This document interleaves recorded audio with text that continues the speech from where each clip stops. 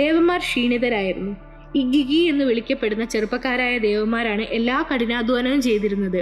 അവർ കനാലുകൾ കുഴിച്ചു, നഗരങ്ങൾ നിർമ്മിച്ചു, ലോകം പരിപാലിക്കാൻ വേണ്ട എല്ലാ പണികളും ചെയ്തു. നൂറ്റാണ്ടുകളോളം ഇത് തുടർന്നപ്പോൾ അവർ ക്ഷീണിച്ച് സമരത്തിലേക്ക് പോയി. അവർ എൻലിനോട് ഇനി ഞങ്ങൾ ഇത് ചെയ്യില്ല എന്ന് ശക്തമായി പറഞ്ഞു. എന്താണ് ചെയ്യേണ്ടതെന്ന് തീരുമാനിക്കാൻ ദേവന്മാരെല്ലാവരും കൂടി ഒരു സഭ കൂടി. ഇവിടെയാണ് ഒരു പരിഹാരവുമായി എൻകി പ്രവേശിക്കുന്നത്.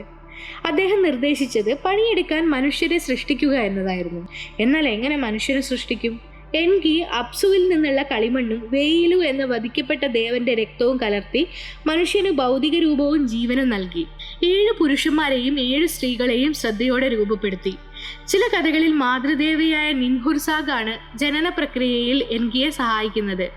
എന്തായാലും എൻകി തന്നെയായിരുന്നു ആർക്കിടെക്ട്. അദ്ദേഹം മനുഷ്യർക്ക് ചിന്തിക്കാനും സംസാരിക്കാനും സൃഷ്ടിക്കാനുമുള്ള കഴിവ് നൽകി.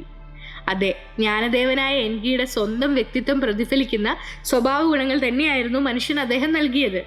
എൻകി അവരെ വെറും അടിമകളായി മാത്രം കണ്ടില്ല, ബുദ്ധിയും സർഗാത്മകതയും പ്രശ്നപരിഹാരത്തിനുള്ള കഴിവുകളും നൽകി.